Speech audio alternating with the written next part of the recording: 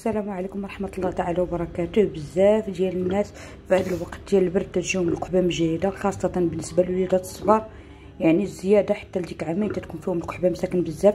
وما يمكنش هذوك الوليدات في داك العمر نبداو نعطيهم الدويات بزاف ولا لي زونتيبيوتيك. انا غادي نقول لكم واحد الوصفه اللي كنت معتمدها لبناتي ودابا بغيت نقادها لولد اختي سلمى. دابا تقريبا عنده شي 9 شهور، جات القحبه داك الشهر، عطاتو التريتمون ديال الطبيب وعاوداتو هذا الشهر. قلت لها صبرا نقادت لك ليه هذه الوصفه، دونك جيت نشاركها معكم. هنا تديروا الماء، تديروا فيه الثومه بالقشور ديالها، تخليوها حتى تتسلق مزيان، وغادي نوريكم كيفاش غادي ديروا ليها. دونك فوالا هي عندنا الثومه.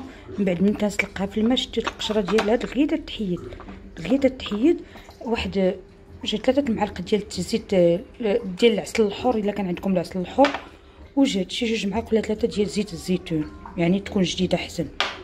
الثومه قشرتها درتها هنايا وزدت عليها العسل وزدت عليها زيت الزيتون، وغادي نخلطهم، غادي نديرهم في شي قرعه يوليو بحال السيرو. دونك فوالا هي تتولي بحال السيرو، تتولي بحال الشكل ديال السيرو. احسن حاجه والله العظيم انا بناتي لا عمرني ما عطيتهم لونتيبيوتيك ولا السيرو ديال القحبه منين تزادوا. هذه هي الخلطه اللي تندير، تديروها لي تجي لكم واحد. دونك فوالا ها هي كيف تتولي.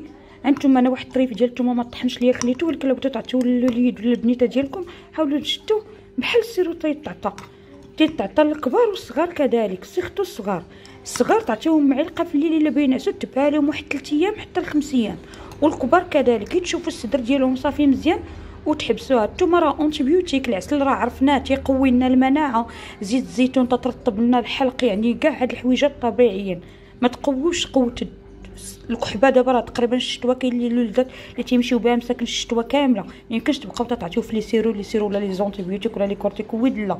دونك خدينا التريتمون ولا الوليد لاباس عاود ضربوا ليا البرد، نعاود نعطيه هذه الوصفه ما فيها باس. لكم انا عامين بناتي معتمده لهم هذه الوصفه، تنعطيهم معلقه وتيجي له كو ديالها حلو مع فيه العسل الحر، تيجي له كو حلو. يلا ما يكون باس، وشاركوا الوصفه مع الناس ديالكم.